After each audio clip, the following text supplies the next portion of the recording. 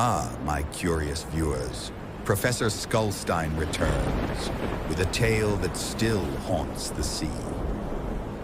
A ship found drifting, no crew, no struggle, only silence. Tonight, we uncover the mystery of the Mary Celeste and 10 souls lost forever. All right, my friends, let's dive into the story. The ocean, vast, endless, and cold. In December of 1872, a lonely brigantine drifted across the Atlantic. Her sails were torn, her wheel unmanned, her name, Mary Celeste. No distress flag, no signal, no crew on deck, no voices, no life. When sailors from another ship climbed aboard, they found her ghostly still, food still in the galley, personal belongings untouched, a half-full hold of cargo, and silence. The ship was seaworthy, strong, intact, and completely numb, deserted. Who were these people? Where did they go? And what could make 10 souls vanish into the sea without a trace? This is the true story of the Mary Celeste, a mystery written not in ink, but in salt and wind. She wasn't always called the Mary Celeste. Once, she was the Amazon, built in 1861 in Nova Scotia, a fine, strong vessel, blessed by craftsmanship, cursed by fate. Her first voyage ended in death. Her captain fell ill and never returned to shore. Then, a collision, then another, and finally a storm that drove her onto the rocks. Abandoned, broken, until salvagers rebuilt her, gave her a new name and a second chance at life, the Mary Celeste. By 1872, she gleamed again. New rigging, fresh paint, a stronger hull, a ship reborn. Her new master was Captain Benjamin Spooner Briggs, a cautious, devout New Englander, respected by his peers, loved by his crew. He brought his wife Sarah and their 2-year-old daughter Sophia. Their young son stayed home, waiting for their return. A simple voyage, a profitable one, a captain with faith in his ship and in God. But fate had already written another story. November 5th, 1872, New York Harbor. Cold wind, gray water.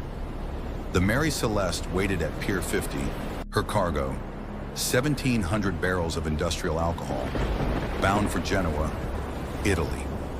Captain Briggs inspected the decks, checked the ropes, and watched his wife and daughter settle into their small cabin. The crew, 7 men, all handpicked, honest, experienced, sober. On November 7th, the ship left Staten Island, winds strong, waves restless. But the Mary Celeste pressed on, through rain and rolling seas. Her masts creaked, her timbers groaned, and the Atlantic swallowed her horizon. Then, on November 25th, the last entry in her logbook, 6 miles off Santa Maria Island. After that, nothing. No more words, no more light, just the endless sound of water and the unknown. December 4th, 1872.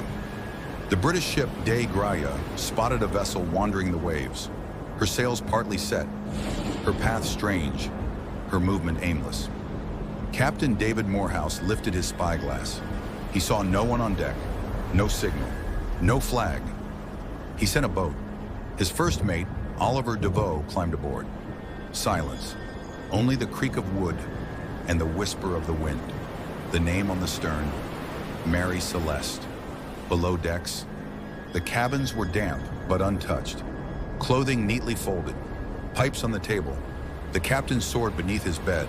The lifeboat, gone, its ropes cut clean.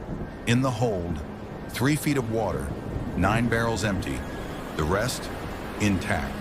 And in the mate's cabin, the ship's log, last entry, November 25th, a ship alive, yet empty. Her sails breathing like ghosts in the wind. They towed her to Gibraltar. The world wanted answers. Attorney General Frederick Solly Flood led the inquiry. He believed there was blood in the water and a crime behind the silence. He searched for clues, cuts on the bow, stains on the sword, dents on the rail. He imagined murder, but the truth refused him. The stains were rust. The cuts, old scars of the sea. No valuables missing. No blood spilled. He accused. He speculated. He doubted. Mutiny, piracy, insurance fraud. But every theory sank under its own weight. Captain Briggs was known for faith and calm. His crew, loyal and steady. No motive, no evidence, no culprit. After months of hearings, the case was closed. No one to blame, no one to clear. Just a ship and a mystery that refused to die. The ocean keeps its secrets, but men always search for answers. Some said pirates, but pirates take treasure, and nothing was stolen. Others whispered mutiny, but the crew was loyal, sober, and armed with nothing more than tools and trust. A few believed in fraud, that Captain Briggs and Captain Morehouse conspired for money. But Briggs was a man of faith, and no man brings his wife and child into a lie. Then came the weather. Water spouts, sea quakes, sudden storms that could shake the strongest hearts, enough to drive any sailor into panic. But one theory stood above the rest.